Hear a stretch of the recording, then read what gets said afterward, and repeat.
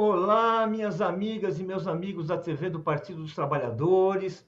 Hoje nós estamos aqui para conversar com um lutador das causas populares, do socialismo, fundador do Partido dos Trabalhadores. Eu estou falando do ex-deputado,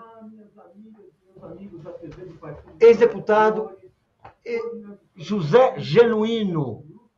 Então, Genuíno, nós estamos aqui, eu queria começar falando das últimas notícias. Nós conseguimos, assim, Lula conseguiu ganhar uma eleição, assume o terceiro mandato, depois de todo um tempo de...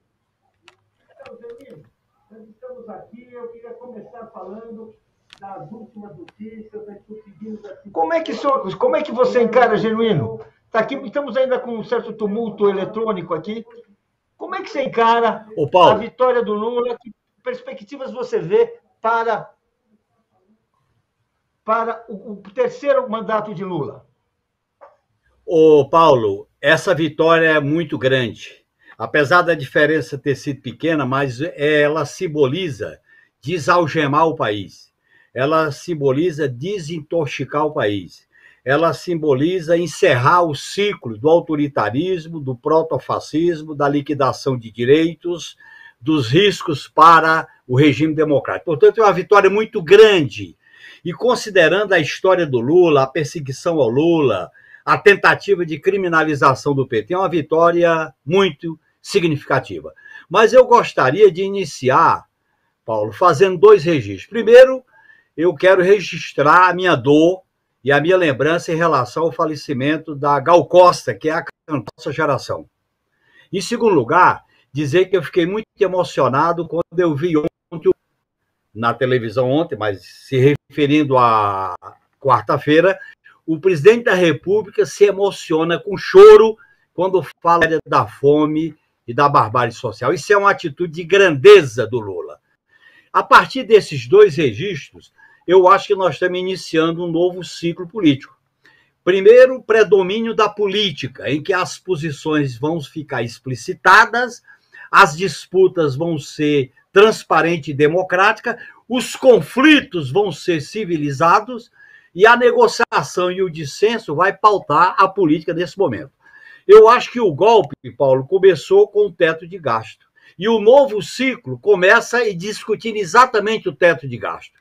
E eu acho que é muito importante esse início do governo Lula discutindo o teto de gasto para colocar a pauta social, as reivindicações do povo acima dos interesses do mercado, acima dos interesses do lucro, da acumulação capitalista. Eu acho muito importante. Nós não podemos ficar prisioneiro do mercado, do capital, da acumulação financiarizada. Então, eu acho que está correto.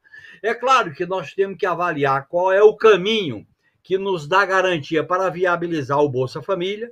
Nós temos, inclusive, que colocar que o Bolsa Família passa a se incorporar como um dispositivo constitucional permanente, não apenas uma lei.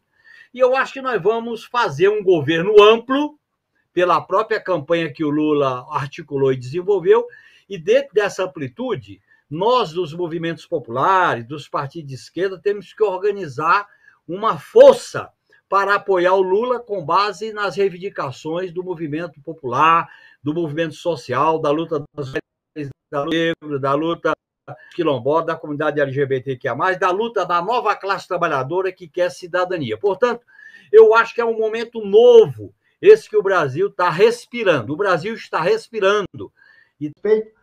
E agora, como é que você vê assim a continuidade? Como é que você aguarda? Como é que nós podemos aguardar a posse, as primeiras medidas? Você acha imprescindível que se investigue e se punam os crimes cometidos? Como é que você vê esse... Porque nós estamos transitando de um regime que é uma semiditadura para recuperar a democracia. Ou seja, tem coisas aí, né, que estão no ar ainda, né? Claro. Nós estamos saindo de um regime autoritário, mesmo com conotações liberais, para um regime democrático sob a liderança do Lula.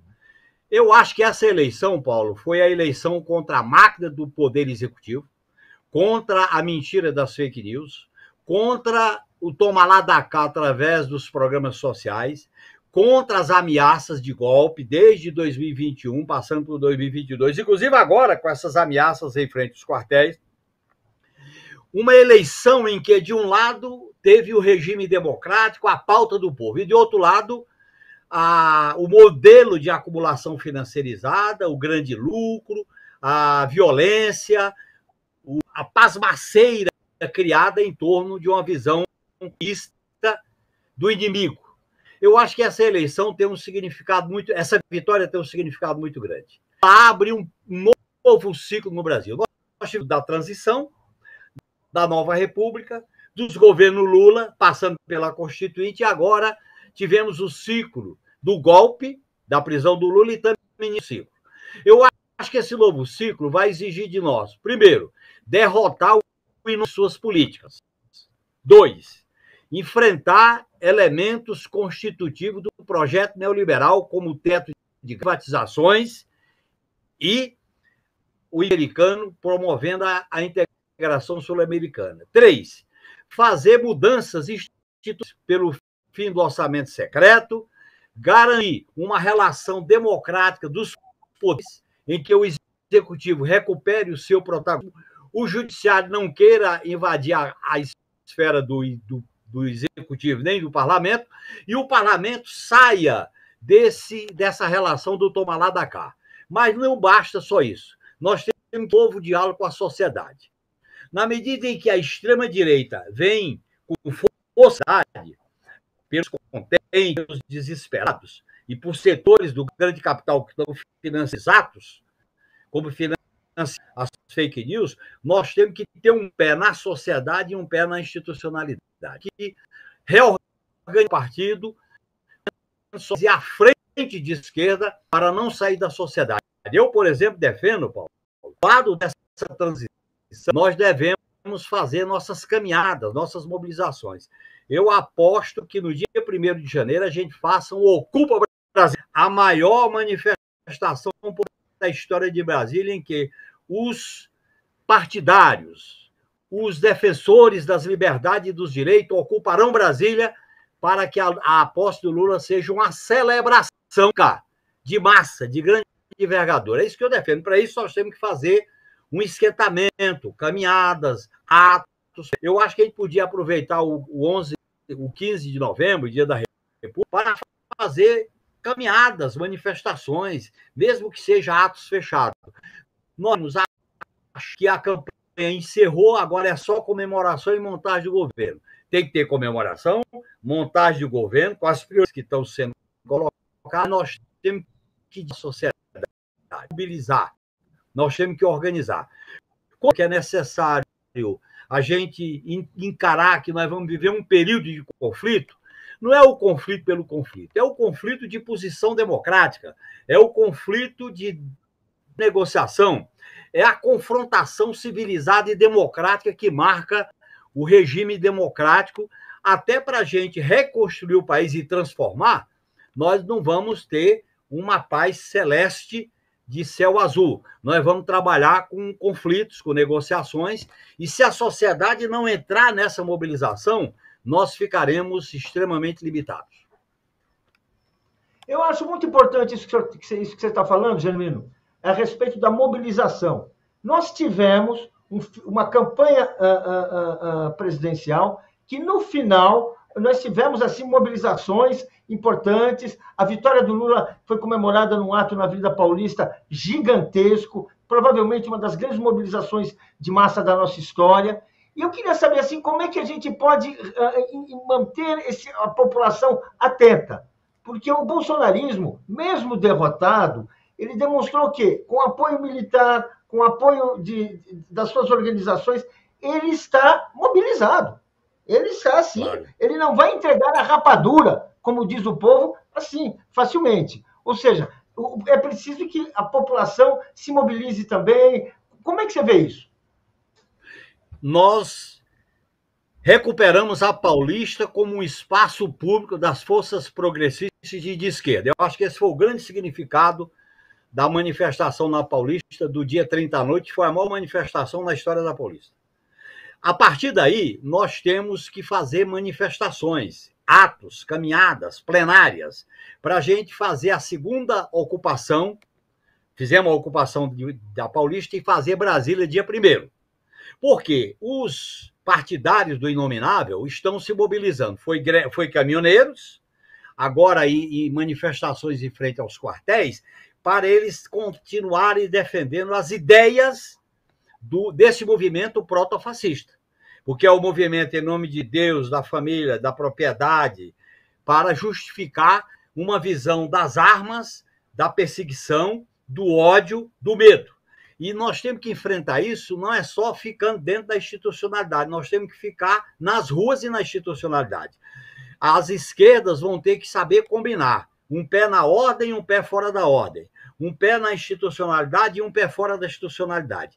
Para isso, Paulo, é fundamental a gente explicitar a pauta social como prioridade. Nisso a transição está dando sinais. Segundo, nós vamos iniciar um processo de reconstrução e transformação do país, que é muito importante no início desse novo ciclo. Terceiro, nós temos que fazer as alianças necessárias, por exemplo, em relação à presidência da Câmara, em relação ao Senado, mas nós temos que deixar claro o que queremos e por que estamos fazendo isso. E não deixar de organizar um bloco da esquerda dentro e fora do parlamento, porque nós vamos ter um período de confrontação democrática, de conflitos democráticos.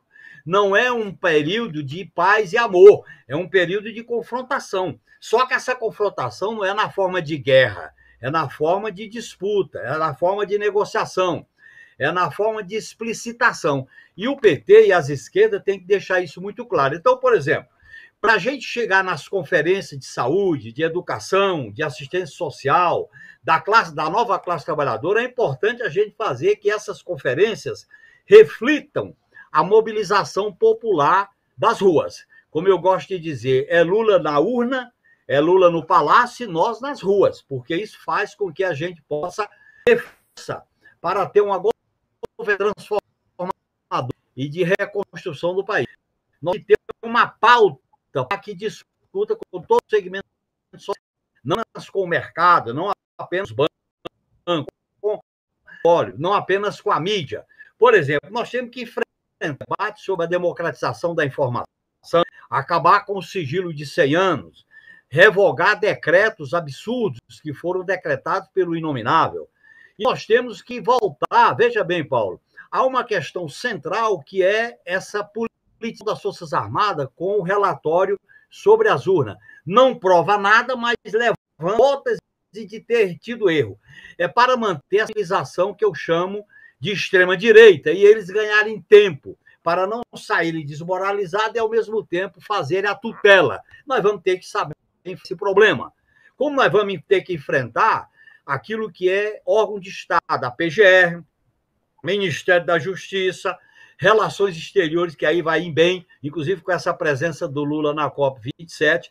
Portanto, eu acho que nós estamos vivendo um momento interessante. Agora, esse momento rico, ele não é oba-oba, nem é salto alto, ele é um momento de análise e de muita prudência para que a gente reconstrua o país e derrote os inomináveis, porque esse pessoal vai fazer oposição extremada, ilegal, provocativa. E nós só podemos derrotá-los se a gente não sair das ruas e buscar formas de organização e de mobilização nas ruas. Você fala há muito tempo, e eu gostaria que você retomasse isso, porque é uma questão que surgiu nesses dias, em vários momentos, né? Que é o debate sobre a tutela da democracia. Nós temos, desde a Constituinte, na qual você foi uma das grandes personalidades, teve uma atuação importante. Eu gostaria, inclusive, que você contasse para quem está nos assistindo como é que, de repente, surgiu a tutela militar.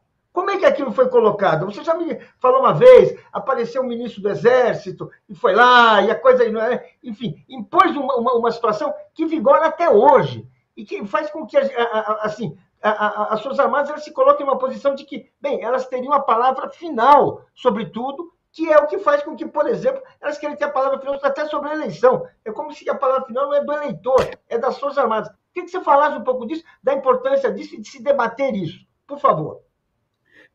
O Paulo, é o famoso artigo 142, que está presente desde a Constituição Republicana.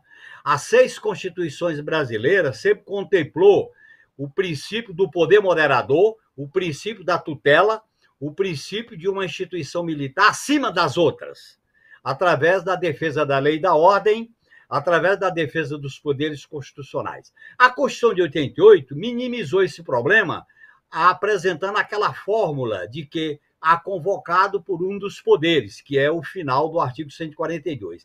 Mas o princípio da tutela, que tem o monopólio do patriotismo, que tem o monopólio do bem e da virtude, que tem o monopólio de julgar e não aceita ser julgado, o caso da justiça militar, veja o caso da militarização dentro do Estado, veja os casos que são julgados pelo Poder Civil, pela Justiça Civil, isso expressa a tutela.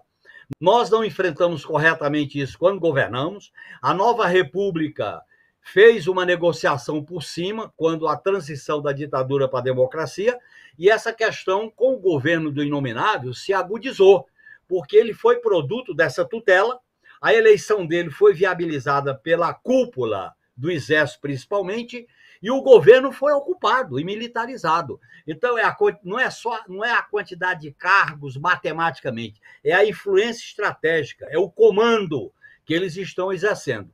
E a prova mais cabal disso é a posição vergonhosa, lastimável, lamentável, em relação às urnas. Isso não é papel da defesa. Defesa nacional não tem nada a ver com urna eletrônica, não tem nada a ver com fazer nota, se contrapondo ao que é. Defesa nacional são outros itens, como a tecnologia sensível, espaço aéreo, fundo dos oceanos, a guerra cibernética, o papel do espaço aéreo na questão dos drones, como está aprovado agora na guerra da OTAN contra a Rússia, usando a Ucrânia como bode expiatório. Está toda uma realidade nova no mundo. É a integração sul-americana, que tem recursos enormes. Isso que as Forças Armadas estão fazendo é um triste papel. No meu modo de entender, isso tem que ser enfrentado quebrando a tutela, inclusive com o ministro da Defesa Civil, autoridade. Nós precisamos de a desmilitarização do Estado, com os cargos voltando para a reserva e quem for da ativa voltar para os quartéis, e mudar o comando, né, Paulo? Tem que mudar o comando das Forças Armadas com uma geração moderna que não está comprometida com essa visão militarizada de ocupação como se fosse um monopólio. Você viu o 7 de setembro, como é que foi? A maneira como eles usando as cores nacionais, a bandeira do Brasil. Isso, a nação, Paulo, é uma comunhão de destinos. A nação são todos nós que comungam no país, com a língua, com o território, com os interesses. Não pode ser propriedade de uma instituição militarizada. Isso nós vamos ter que fazer um debate sério sobre isso, e o novo governo tem que, vamos dizer assim, iniciar um processo de mudança. Porque, veja bem, o fato que aconteceu antes de ontem, que eles ocuparam os quartéis com aquela... é pretexto para manter a bolha, para manter o espectro, vai ter golpe. É aquela história, a guerra adversa hoje é através do fantasma. Vamos espalhar o medo para que as armas possam ser temidas. Levanta a arma para espalhar o medo, é o medo do medo, vai ter golpe. A Polícia Rodoviária Federal é aparelhada, a Polícia Federal está dividida, o Ministério Público está omisso. Então, as instituições precisam ser reconstruídas com base nos valores do regime democrático. Eu acho que isso tem a ver com o enfrentamento da tutela militar. Claro que o artigo 142 depende de emenda constitucional. Nós trabalhamos com esse tema na Constituinte, fomos derrotados. Você sabe que nós defendíamos que 142 fosse a defesa do país e dos poderes constitucionais, não tinha lei e ordem. Na última hora, incluí lei e ordem a pedido de um dos poderes, que é a expressão da tutela. Isso dá margem a uma interpretação de tutela militar de poder moderador. Eu acho que é uma redação ambígua, mas nós temos que, ao longo do processo de democratização do país, nós temos que enfrentar essa questão, porque o país não pode ficar enfrentando esses soluços de risco de autoritarismo, de mandonismo, de risco de golpe, de pronunciamento militar, de notas, e aí o país fica discutindo isso, e não discute aquilo que é essencial, que é a defesa do país, a defesa do povo, a defesa de acesso à tecnologia acessível, a defesa da nossa unidade nacional, a defesa do meio ambiente. Nós temos que combater essa concepção de inimigo interno, guerra cultural, guerra contra o politicamente correto, guerra interna para justificar o autoritarismo, como eles pregam nessas redes sociais, nestas manifestações. Quer dizer, você teve uma eleição, tem um resultado, o presidente foi derrotado, aí aparecem manifestações pedindo intervenção federal ou intervenção militar, questionando as urnas.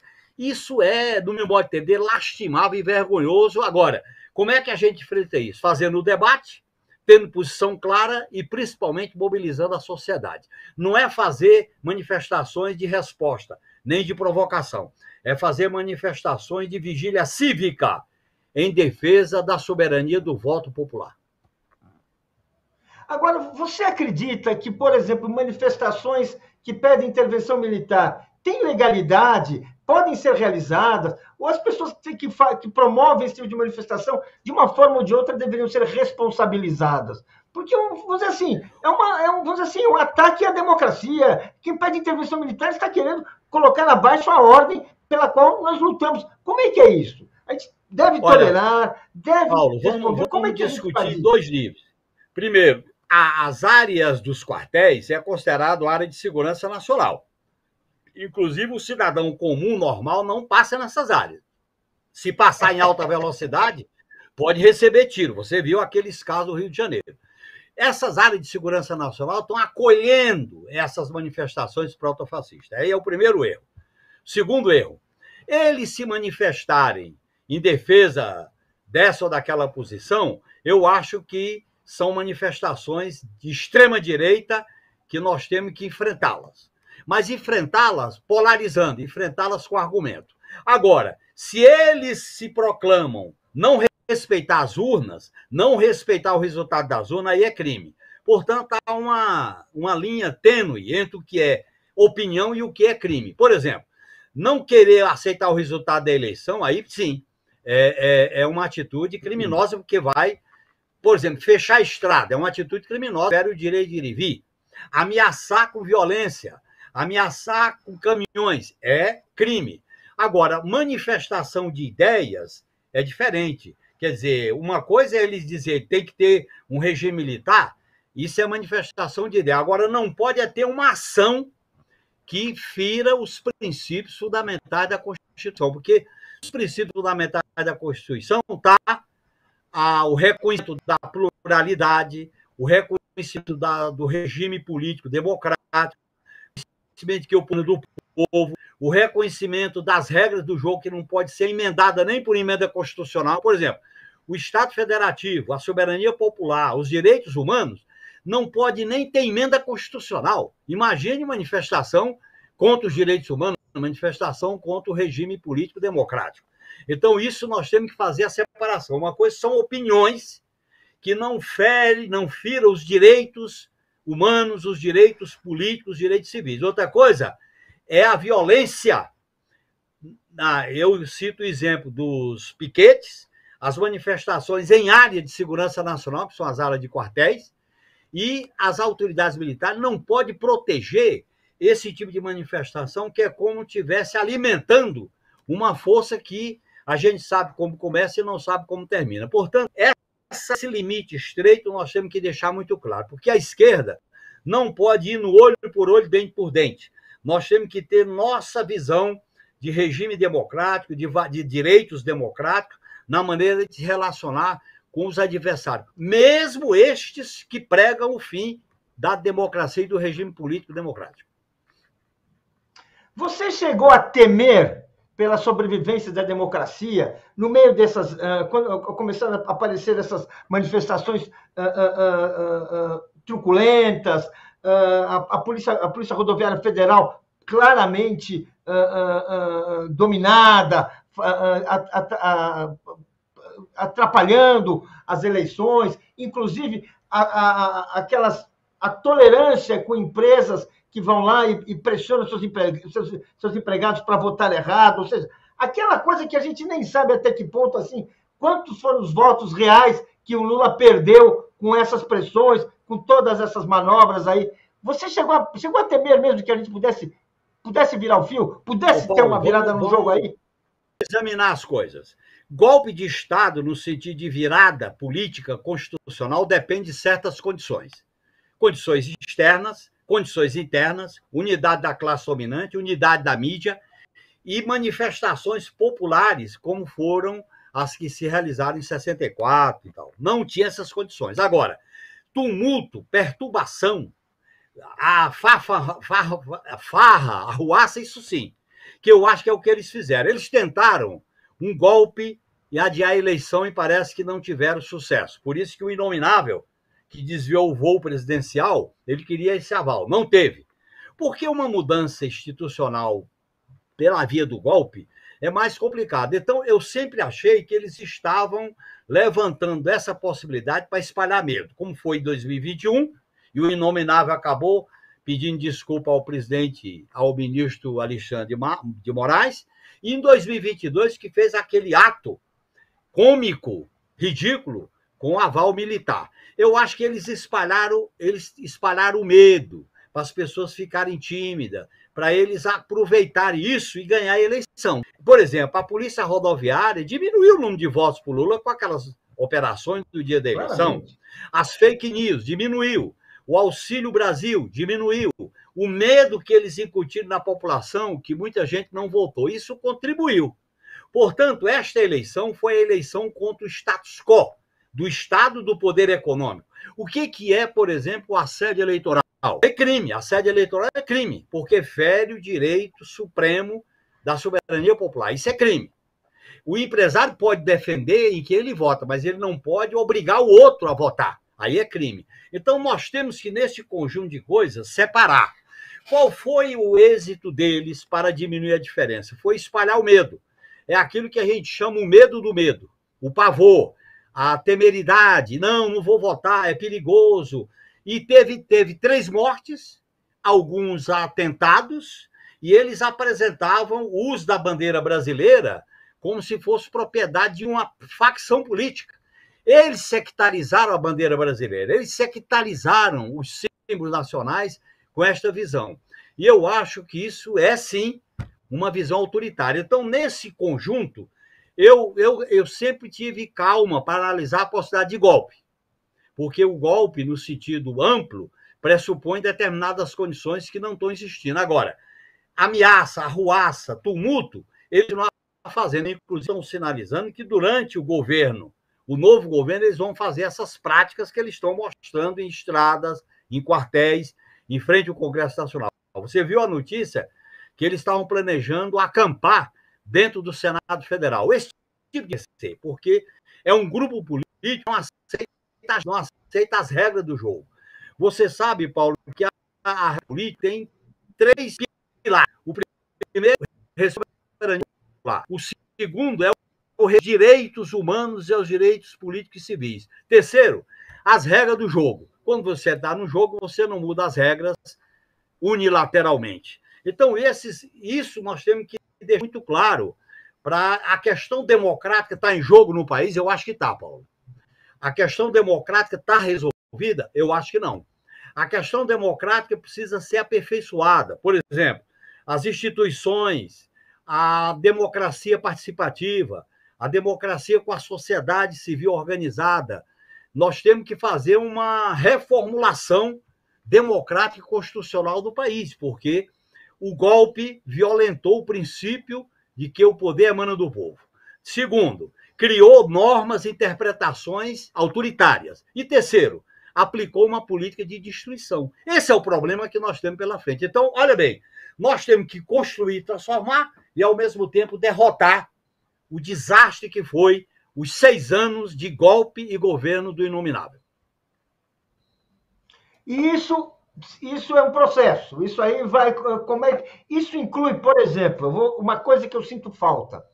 Fala-se pouco de investigar e punir as pessoas que atuaram contra a democracia.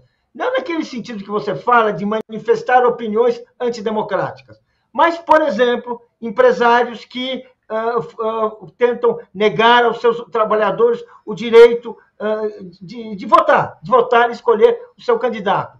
As pessoas que vão nos quartéis, as pessoas, ou seja, tem várias formas de atuação que, assim, que comprometem a democracia, né? E muitos juristas dizem que ou a gente começa a investigar e punir quem comete esses atos, ou as pessoas vão ter aquela justa percepção de que isso está valendo. É feio, a imprensa fala mal quando acontece, mas está valendo. Você acha que seria importante algumas medidas de investigar e punir casos assim notórios de violência, de morte, casos assim, por exemplo, aquele cidadão que foi morto pelos cabos eleitorais do Tarcísio, no interior do Ceará, no Mato Grosso. Isso. Ô, Paulo, a experiência nos mostra que quando o passado não passa, ele volta mais duro, mais violento. O erro da transição foi auto-anistiar. Aí os militares voltaram para exercer a tutela com o inominável. Os erros da Comissão da Verdade foi não ter pedido desculpa e não ter feito perante a sociedade. Não era nem a simples punição. É recuperar a memória e admitir que houve terrorismo de Estado e fazer pedido de desculpa. Eu acho que os crimes praticados nós não podemos passar a mão na cabeça. Os crimes da Lava Jato têm que ser investigados. Os crimes dos atos protofascistas têm que ser investigados. Separar o que é crime do que é opinião política. E se a gente for com essa ideia de que agora não olha para o passado, nós não podemos fazer isso com revanchismo, nem com vingança. É memória. Um país não pode deixar de ter memória. Revanchismo não, memória sim. Vingança não, memória sim. Então, nesse sentido, eu acho que é necessário esses processos continuarem. O inquérito das fake news, o inquérito contra a Polícia Rodoviária Federal no dia da eleição, os inquéritos contra a morte desses 3 companheiros que foram assassinados, as ameaças via mentira nas fake news, aquilo que a Carla Zambelli provocou nos jardins de São Paulo no dia da eleição. Isso não pode ser anistiado nem passar a mão na cabeça. O esquecimento é a conivência, o esquecimento é o passado não passar, o esquecimento é deixar que as coisas... Isso volta depois, Paulo. Esse é o problema. Então, é claro que a centralidade não é essa. A centralidade é reconstruir, transformar o país e atender às reivindicações do povo. Mas, ao mesmo tempo, nós temos que derrotar as políticas protofascistas que causaram crimes. E eu estou especificando bem esses crimes. Portanto, eu acho que o sistema de justiça, o Ministério Público, isso não é tarefa de um governo, é tarefa do sistema de justiça, pressionado pela opinião pública, as investigações da Polícia Federal. Isso tem que continuar, porque essa ideia de paz e amor, com esse tipo de crime praticado, não é a melhor receita, levando em conta, inclusive, o nosso passado. Genuíno, você com a sua experiência, o seu conhecimento, deixando esse acerto de contas necessário, indispensável, como mostram vários auto-enganos que nós fizemos no passado. Deixa isso importante. Outras questões, do ponto de vista de políticas sociais, de programas econômicos, você vê como questões urgentes o novo governo encarar e assumir assim e colocar como tarefas, porque reconstruir o país também é recuperar políticas de emprego, recuperar empresas estatais que foram simplesmente abandonadas, recuperar a soberania. O que você vê como tarefas mais importantes assim nesses próximos anos, no primeiro ano, o que você vê? A primeira tarefa é a pauta do povo. A pauta social de combate à fome, o desemprego, a carestia e a miséria e a fome. Segundo, reconstruir as políticas públicas relacionadas com a aposentadoria, com o salário mínimo, com a Bolsa Família, com o sistema de saúde, o sistema de educação e de assistência social. Terceiro, recuperar o papel do Estado como indutor e protetor da cidadania, através de uma reforma tributária e fiscal que cobre dos mais ricos, do andar de cima. Quarto, restabelecer a inserção do Brasil no mundo de maneira autônoma e soberana e tratar como uma das urgências do país a questão da Amazônia, a questão da transição energética, da transição ambiental. O país não pode correr o risco. A Amazônia é nossa, mas ela é patrimônio da humanidade. A soberania nós não negociamos, mas ela, como patrimônio para a qualidade de vida da humanidade, é um patrimônio que o Brasil coloca na disputa política.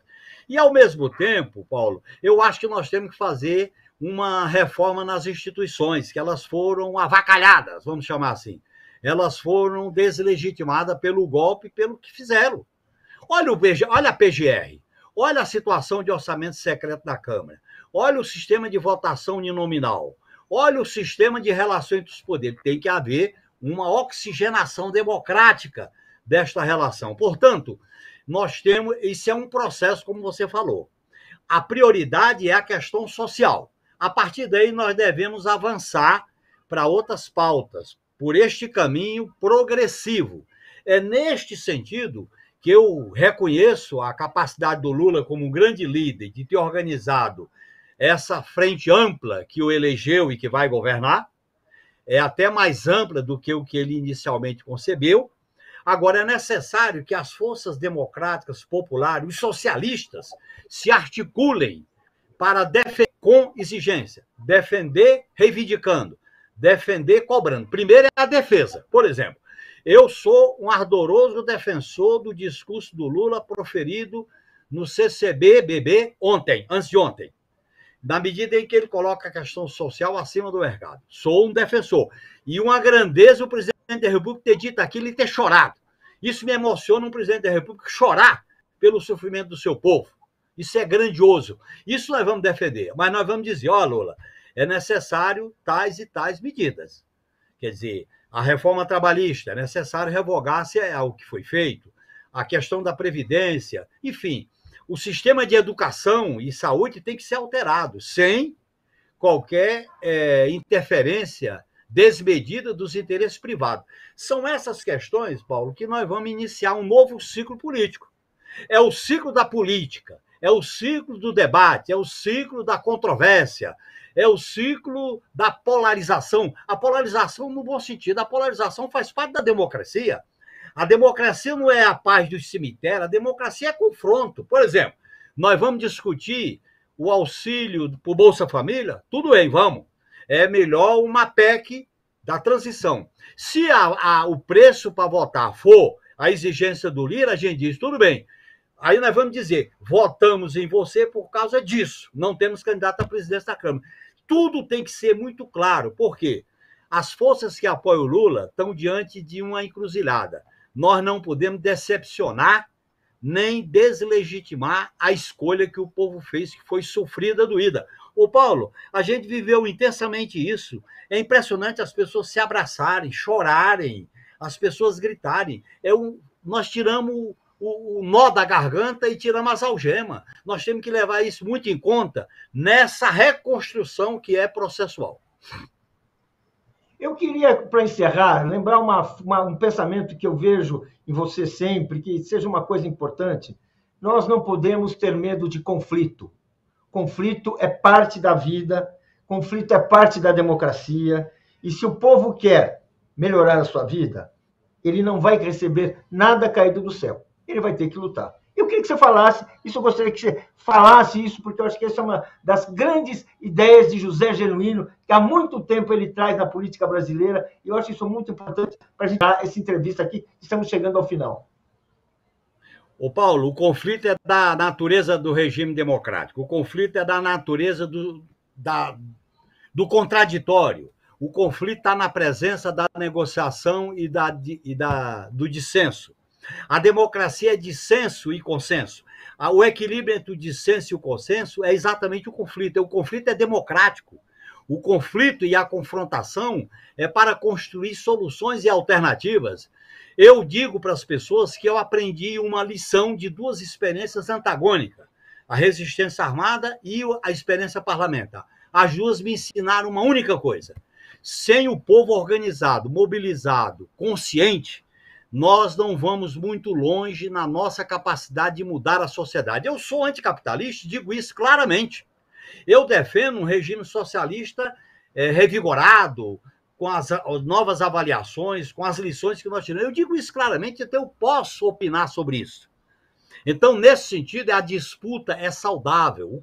Quando eu uso a palavra conflito, é no sentido do confronto democrático, do reconhecimento do adversário que não é inimigo.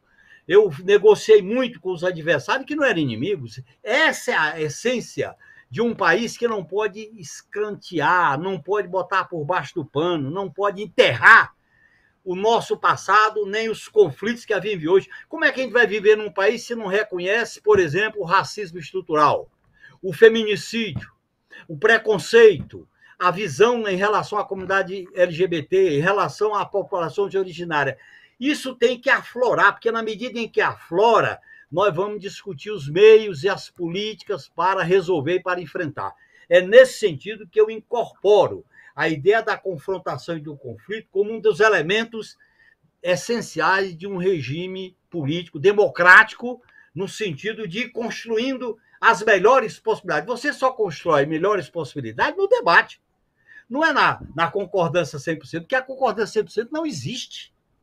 Numa sociedade dividida, pluralista, numa sociedade dividida em classes, não existe esse consenso da unanimidade. E é bom que ele se explicite para a gente ver quais são os caminhos. E em cada momento a gente vê até onde vai. Querer consertar a sangria que provocaram no país com band-aid de esparadrapo não dá. Você tem que fazer cirurgias. Algumas, por exemplo, cirurgia em relação à privatização da educação, em relação à privatização da saúde, em relação à eliminação de direitos básicos. Você tem uma nova classe trabalhadora que não tem direito nenhum. E há algumas experiências do mundo que começam a discutir. Isso tem que aparecer. A democracia é a transparência dos conflitos e das negociações. Isso é o que me apaixona e eu queria agradecer a oportunidade de ter debatido isso contigo, Paulo. Eu queria mais uma. Aí você vê que você fala que eu vou indo, né? E você acha um privilégio, uma situação particularmente inspiradora, a gente poder falar isso, debater isso, propor isso num governo que tem na presidência Luiz Inácio Lula da Silva, que é o sujeito que, de certa maneira, sintetiza toda essa experiência que nós estamos falando? Ô, Paulo, unicidade, quando ela é ativa e livre, ela vira subversiva e revolucionária. É o direito à felicidade, é o direito a dizer, é o direito a falar, é o direito a não ter medo, principalmente não ter medo do medo. É o direito a discutir soluções e saídas. Eu, nossa geração, que vive asilhada, com Lula presidente da República, esse Lula que é um reflexo da história, esse Lula que é o novo derrotando o velho, esse Lula que nasce das cinzas como fênix, ele representa essa alternativa nova. E essa alternativa nova vive isso, Paulo. Nós, da geração dos anos 70, dos anos 60, como eu, dos anos 80, dos anos da Constituinte, dos anos da fundação do PT, eu acho que nós não temos o direito de ser pessimista. Nós não temos o direito ao individualismo, nem o direito ao pessimismo de maneira nihilista. Nós temos o direito a lutar. E a luta só é vigorosa quando ela é coletiva. Quando ela é coletiva, você transforma os sonhos em realidade. E é isso que me apaixona nesse momento. E olha bem, eu não estou reivindicando cargo, não estou reivindicando voto, não estou reivindicando posição e adereços em lugar nenhum. Eu quero reivindicar a minha liberdade de dizer o que penso e ser um construtor desse sonho, dessa utopia, dessas causas que dão razão de ser a minha vida. Muito bem. Genuíno, foi um prazer estar aqui, foi uma honra partilhar a sua experiência e as suas esperanças. Suas esperanças aos 76 anos, né? Aos 76 anos. 76 anos. Isso. Enfim, e agora, então, eu agradeço a quem nos assistiu até aqui e vamos em frente. Valeu. Valeu.